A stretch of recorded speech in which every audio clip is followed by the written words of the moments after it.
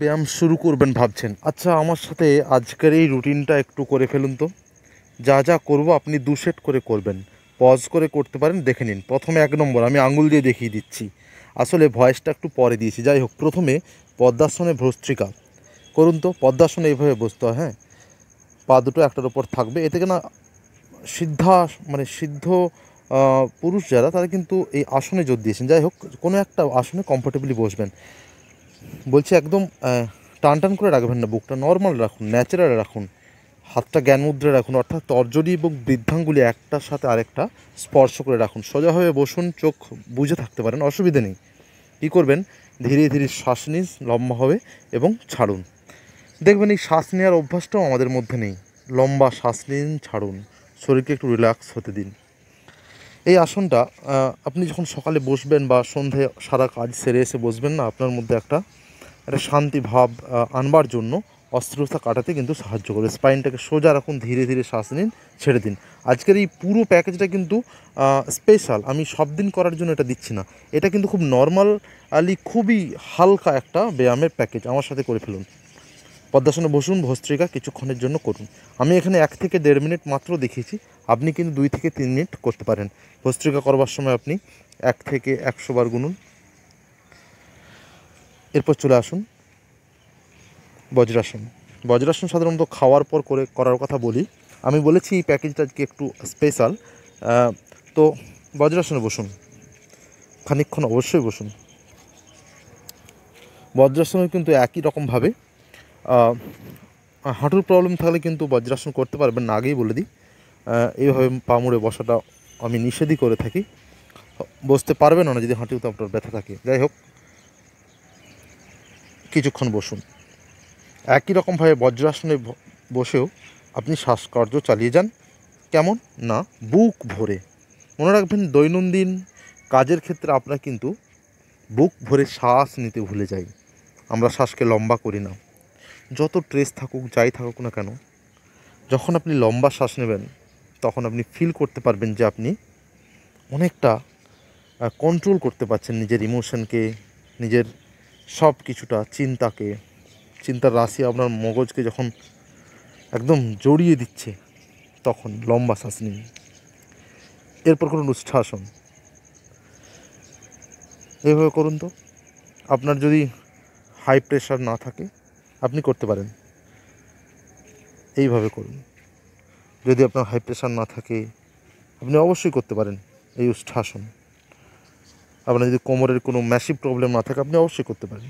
আরও একবার করবেন উচ্ছ্বাসন, আমি একবার দেখালাম। এরপর এই সহজ চক্রাসনটা করে ফেলুন। আপনাকে ওপরে দাঁড়িয়ে করতে হবে এখন কোনো মানে নেই। আপনি আসনের বেনিফিট চান, এইভাবে করুন। শুয়ে পড়ে জাস্ট উঠুন, টান টান করে পায়ের মধ্যে একটু গ্যাপ রাখুন, চক্রাসন করুন। যাই করবেন তাড়াহুড়ো করবেন না, ধীরে ধীরে করুন। আরও একবার করুন তো চক্রাসন। এরপর দেখুন কি করতে বলছি আমি, যোগ মুদ্রা। আসলে যে কোনো রকমের আসন করবার আগে কিন্তু যোগ মুদ্রা করতে বলা হয়। আমি এখানে প্যাকেজের মাঝখানে রেখেছি, অসুবিধা নেই, যোগ মুদ্রা করে ফেলুন। একটা পাকা আর একটা পায়ের ওপর রাখুন। যদি এইভাবে বসতে আপনার অসুবিধা হয়, যেটাতে আমরা মাটিতে খেতে বসি, সেই সহজ আসনে আপনি বসতে পারেন। অর্থাৎ সিদ্ধাসনে বসতে পারেন বা সুখাসনে বসতে পারেন। পদ্মাসন সবচেয়ে ভালো হয়। পদ্মাসনে বসুন, হাতটাকে পিছন দিকে নিয়ে যান, একটা রিস্ট ধরুন অন্য হাত দিয়ে, এইভাবে ঝুঁকে যান তো সামনে, কপালটা শুইয়ে রাখুন। নর্মাল শ্বাস প্রশ্বাস নিন, কয়েকবার নর্মাল শ্বাস প্রশ্বাস নিয়ে উঠে আসুন। আবার করুন তো। এছাড়া এটাকে অনেকেই শ্বাস বন্ধ রেখে করে থাকেন, অসুবিধা নেই। হাই বিপি সমস্যা না থাকলে করা যেতে পারে, নার্ভের গুরুতর সমস্যা না থাকলেই করা যেতে পারে, হার্টের কোনো সমস্যা না থাকলেই করা যেতে পারে। এটাকে যোগ মুদ্রা আসন বলা হয়ে থাকে। অতি সহজ, দেখতে খুবই সহজ, কিন্তু এই যোগ মুদ্রা আসনটির অত্যন্ত গুরুত্ব রয়েছে আমাদের আসনের উপযোগিতার দিক থেকে।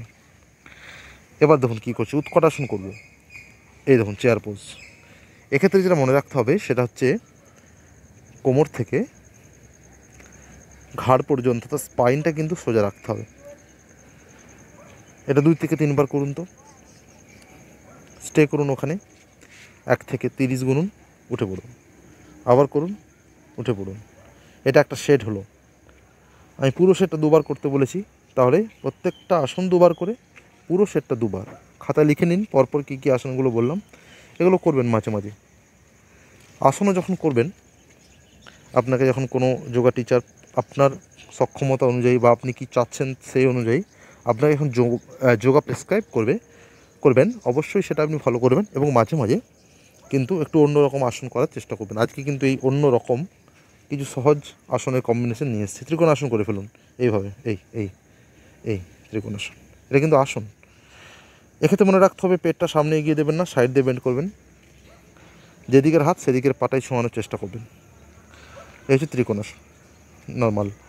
এরপর চলে আসছি, দেখুন পশ্চিমোত্তাসন। কী করলাম?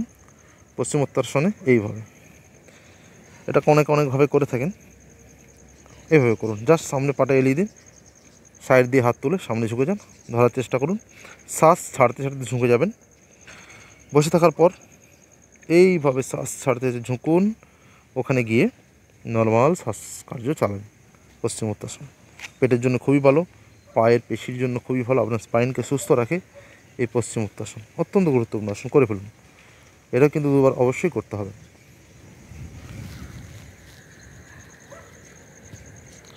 এরপর পরের আসনে চলে আসছি।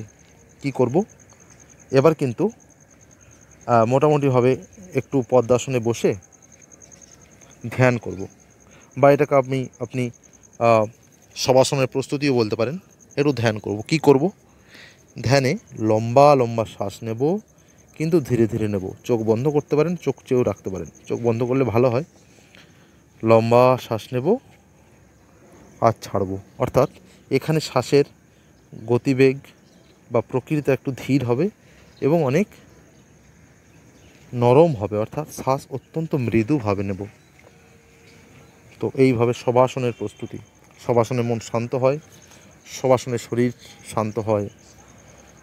অনেকগুলি আসন করবার পর, অর্থাৎ দিনে 3-4টি আসনের সেট করার পর কিন্তু আপনি অবশ্যই শবাসন করবেন। শবাসনের গুরুত্ব কিন্তু অন্য কোনো কঠিন আসনের গুরুত্বের চেয়ে কোনোভাবেই কম নয়।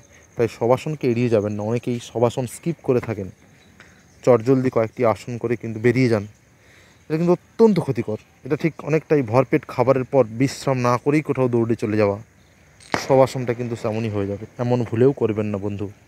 শবাসন স্কিপ করবেন না। আপনার শরীরের জন্য শবাসন অত্যন্ত গুরুত্বপূর্ণ।